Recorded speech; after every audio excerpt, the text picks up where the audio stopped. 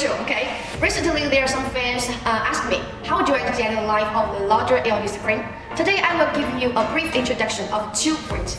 The first point is the order of the schedule of the machine. When we start, first the computer process and other equipment, normal operation, right?